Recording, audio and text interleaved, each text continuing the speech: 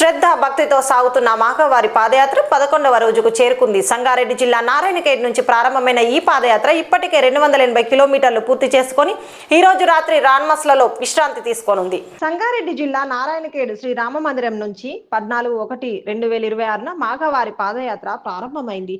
ఈ పాదయాత్రకు ఈ రోజుతో 11 రోజులు పూర్తయ్యాయి.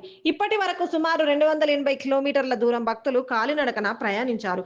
ఈ రోజుతో రాత్రి రాన్మస్లలో విశ్రాంతి తీసుకోనున్నారు. శ్రీ గురు హాబాపా కరణ్ గజేంద్ర భారతి మహారాజ్, శ్రీ హాబాపా అవధూత్ మహారాజ్, శ్రీ హాబాపా జ్ఞానేశ్వర్ భారతి మహారాజ్ గారి ఆధ్వర్యంలో ఈ పాదయాత్ర భక్తి శ్రద్ధలతో కొనసాగుతోంది. తెలంగాణ, కర్ణాటక, మహారాష్ట్రాల నుంచి వేలాది మంది భక్తులు ఈ పాదయాత్రలో పాల్గొంటున్నారు.